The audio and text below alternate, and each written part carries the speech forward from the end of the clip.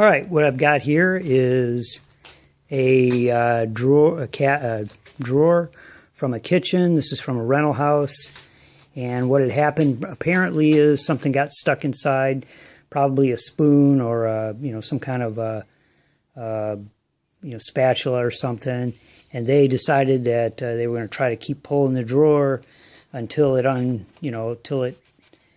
stopped sticking, and then they must have got mad because at some point they pulled the whole front off the drawer. And what you can see here, this is a drawer.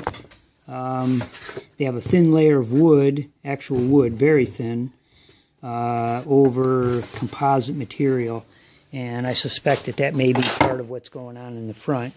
But what they did was they went back and they tried putting glue in here and their own nails, trying to nail it together, and of course it didn't work.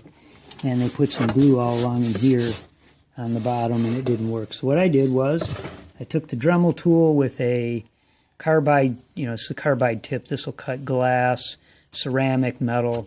These little tips on a Dremel tool are great. And I just cleaned off everything. I, took it down back to wood on all the surfaces, back in here, all the surfaces, took it back to wood. Got all the glue and everything off. Now these little, you can see these little nails, they're actually little staples that were put in originally to hold it together. And what I did was, instead of leaving them straight, I bent them a little, because what I'm going to do is, I'm going to take some bondo, I'm going to take another piece of wood, and I'm going to put it over, see if I can get a little picture here. I'm going to take another piece of wood, I'm going to fill this area with bondo, then I'm going to take another piece of wood and push it flat, and I'm going to glue it here where this other wood is. I'm going to sand this, and so we'll have the bondo here and the glue here on the regular wood. I'll just put another piece of wood over there, thin piece of wood, and that way the bondo will push in between here, and all this will become, stuck together, become one piece again. And the reason I bent them so that they're not straight, and that way they won't just pull out real easy from the bondo, because the bondo is going to get hard. And that, so you can see I bent each one just a little, tweaked it so if it gets pulled this way at all, that little bend is going to keep it from popping out. What I'll do at first is, when I go to put bondo on, I'll go ahead and put in this area right here, I'll go ahead and put a very thin coat, and I'll just force it up against this wood and in between here, and I'll let that dry, and then I'll give it a little bit of a sand. The reason is I want it to bond really well with this. I don't want to just take one swipe at it and then slap the wood on, although that would probably work great. But I want to make sure, because this is going to be pulled on, and eventually there's going to be another screw, there's going to be another, spoon or, spatula or something that's going to get stuck, and they're going to end up pulling on it. It's just human nature. So I want to make this a little strong, so I'm going to put a thin coat of bondo just to force it into this wood and get a real good bond here. Then I'll go back, sand it a little bit, put another layer of bondo, and then slap that other piece of wood on there. So it'll give it a nice new edge, nice clean looking edge, because it is a drawer in a kitchen.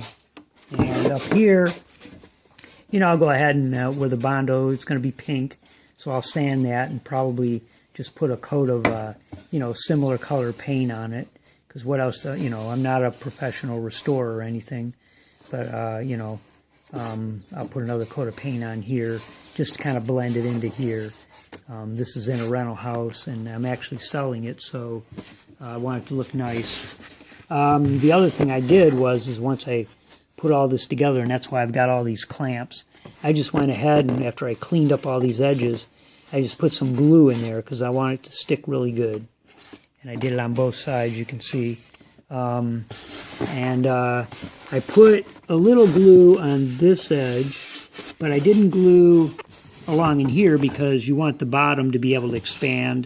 This is a large piece of wood, so you want it to be able to expand and contract, even though it probably won't do it very much in a house. But I left that, just kind of loose in here and not glued. And then but anyway, by the time I put the bondo in, and I put that piece of wood back over, then you got a couple screws in here holding it. They should have no more, no problem with, kids and stuff pulling on this thing. And of course, you can see, as I said, I bent these a little bit. These little staples that are already in this wood. Now, I could have cut this on a table saw right back to this flat edge right here.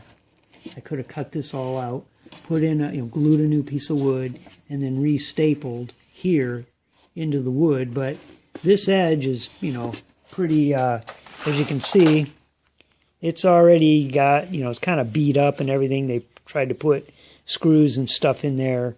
So rather than try to put more pull these old staples out, put more in, I thought it was better. There we go. We're getting real bad video here. But I thought it was better just to go ahead and leave the old staples in. If I tried putting more staples or nails or anything, it would just beat it up too bad. And then go ahead and fill this in with bondo. And that'll do it. By the time that all hardens up and I sand it, it should work pretty good. The people should be pretty happy with the drawer being fixed, and they'll be able to use it for years. All right, I guess that's it.